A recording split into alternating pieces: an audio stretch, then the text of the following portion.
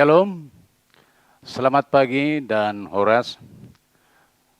Sebelum kita memulai aktivitas kita sepanjang hari ini, adalah lebih baik kalau kita lebih dahulu disapa oleh firman Tuhan untuk memberangkatkan kita melakukan segala pekerjaan dan tanggung jawab kita.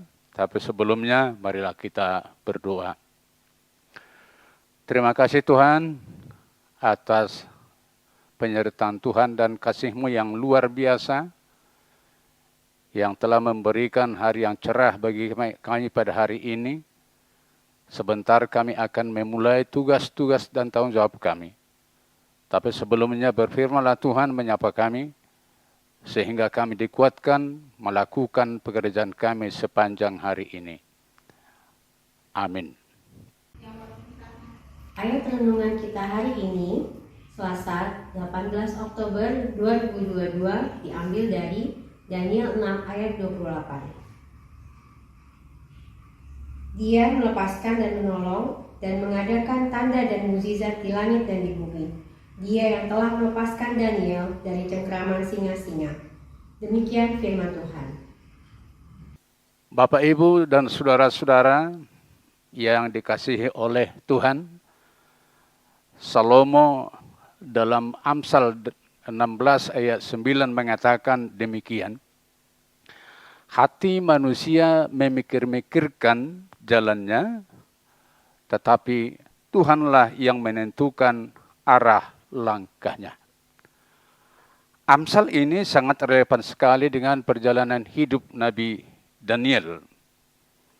Ketika Daniel mendapatkan perhatian dan perlakuan istimewa dari Raja Darius karena prestasi baik yang dicapainya yang menyenangkan hati raja, maka luar biasalah iri hati para petinggi lain di kerajaan Darius dan juga iri hati dari para wakil-wakil raja yang ada sebanyak 120 orang terhadap Daniel karena suatu keberhasilan dan prestasi yang luar biasa.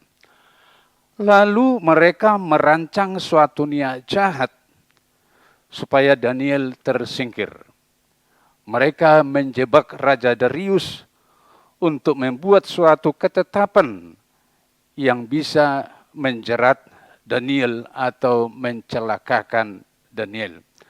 Dan jadilah Daniel harus disingkirkan dan dijatuhkan ke dalam gua singa dengan mempertentangkan ibadah Daniel kepada Tuhan dengan kehormatan Raja Darius.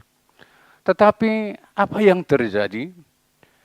Daniel yang dijatuhkan ke gua singa bukannya diterkam dan dimakan singa-singa itu, tetapi justru singa-singa itu ketakutan terhadap Daniel karena malaikat-malaikat Tuhan mengawal atau bersama-sama dengan Daniel. Sungguh benar firman Tuhan, bukankah para pembenci Daniel telah memikir-mikirkan dan merancang yang jahat terhadap Daniel? Tetapi Tuhan yang menentukan arah langkah Daniel sehingga dia selamat dan semakin luar biasa. Raja Darius yang terlanjur menyayangi Daniel sangat bersukacita atas keselamatan Daniel. Dan luapan sukacita Raja Dariuslah ayat renungan kita hari ini yang mengatakan dia melepaskan dan menolong dan mengadakan tanda dan mujizat di langit dan di bumi.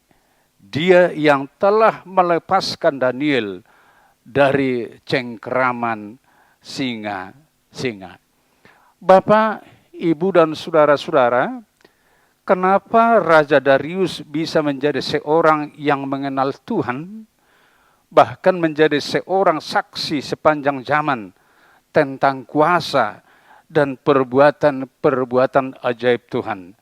Jawabnya adalah kehadiran Daniel di hadapan Raja Darius yang selalu tampil jujur, terpercaya, terampil dan setia sebagai seorang yang takut kepada Tuhan.